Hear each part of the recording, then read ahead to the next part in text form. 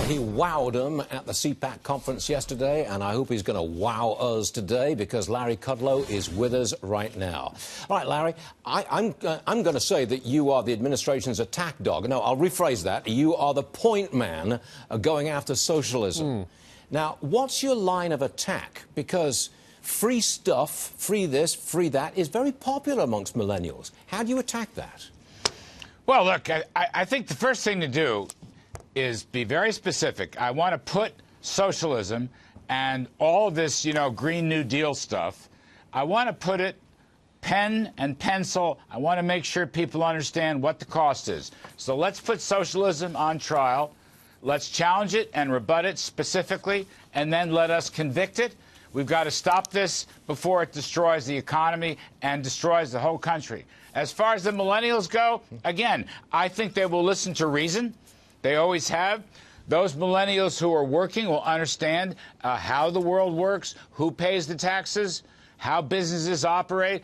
I noticed the Fox poll. I was doing this a week or two back here, and the vast majority of people that were polled favored capitalism over socialism. It was like 2 to 1, as I recall. So I think we have to just put it on trial, put socialism on trial, challenge, rebut, put pen and pencil to paper. I got some staggering numbers here, and then just convict it before it destroys America.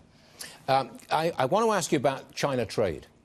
Can we get a deal with China that is more than just they buy a couple of $100 billion worth of stuff from us? Can it really get into the nitty-gritty? Can we get a deal like that? Well, we got it. By the way, are we done with socialism? I'm crushed. I mean, we got it. I'll get back to it at the end, but I want to get you on record on trade because that's very much in the news. Well, look, we made so much progress last week when the Chinese were here. It started very slowly. Bob Lighthizer really lit a fire under it. Thursday, Friday, they extended the talks to Saturday and Sunday, and really, whatever it is, 120, 140 pages, the agreements made last week represent tremendous progress on IP theft, on forced technology transfer, on ownership, on cyber interference, and maybe most importantly, on enforcement. Some very smart, clever things put together by Ambassador Lighthizer on enforcement. Now, that was agreed to by Vice Premier Liu He and his deputies, and Bob Lighthizer and Steve Mnuchin and our deputies. What remains to be seen, Stuart, is whether the President Xi and the Chinese Politburo will okay it. We don't know that yet. But what we have is vastly greater than just buying some soybeans. Trust me on this. It's virtually a revolution in American-Chinese trade. It could be a historical breakthrough, and I'm going to play this one on the optimistic side. Are we moving towards a summit in Mar-a-Lago later this month? A lot of talk about that. It's not quite buttoned down yet, but yes, I think you can expect that with President Xi and President Trump in Mar-a-Lago. Again, it has not yet been buttoned down. That's the thought. Those two leaders, that maybe they're going to be the ones to sign and seal this. For example, on some enforcement issues, we have a multi-layered enforcement process. If we see that China is violating, we will be raising tariffs according to this process, and the process permits us to do so, and they won't be. I think that's a very clever approach, probably the most inventive thing I've seen. We don't know if China will sign on to that, so maybe the two leaders will have to figure that out, and that will be the end of it. But I got to tell you, I don't think people understand how much progress was made last week. Even things, ownership. Well, in the financial services and other areas, ownership, which has been for the Chinese, now that's going to shift to American companies operating in China. That lowers the chances of a technology transfer.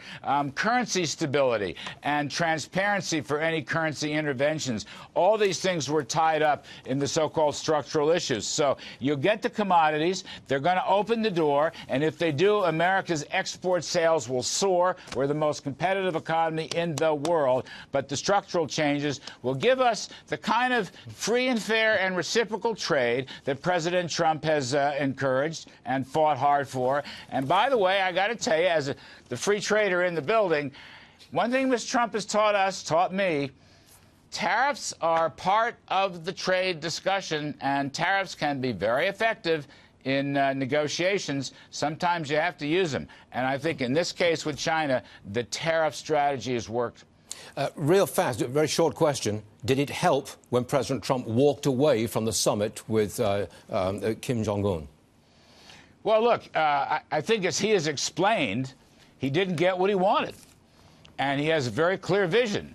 I'm not an expert on this, but he wants the denuclearization in its entirety, not just in one or two places, but across the board. Sometimes you have to walk away from a bad deal in order to get a much better deal down the road. We saw this years ago when I was the last here under Ronald Reagan. He did it in Reykjavik, as you may recall. He had to walk away from a bad deal. The Soviets wouldn't sign on to SDI, and I think President Trump is taking a page out of that book. I think it's a very smart negotiating strategy. Again, I wasn't there. I'm not an expert on the matter. It also sends signals. After all, one thing leads to another, and I think, as he mentioned, as good as things are going, as much progress as we've made on China, if that deal winds up falling short because of President Xi and the Chinese Politburo, then it may not be the right deal for America. So there is that. Larry, you remember your days in broadcasting when you were coming up to a hard break? Well, yes, sir. I'm coming up to a hard break. Therefore, I can't let you go on about socialism, much as I would love to. Come back any time you like. I want a riff on socialism, please. It's the mainstay of the program. This could be $100 trillion, taking 15% out of GDP, and even worse, Stuart. It would destroy incentives. It would destroy business. It would destroy entrepreneurship. You put government in control of an economy like that. Remember the failure of the Soviet Union years ago. Take a look at Venezuela today. We do not want to demoralize America. America's on the way back. It's the strongest economy in the world. Why undermine that? If the policies are working, let us stay with the policies. We got it in, Larry. We got it in.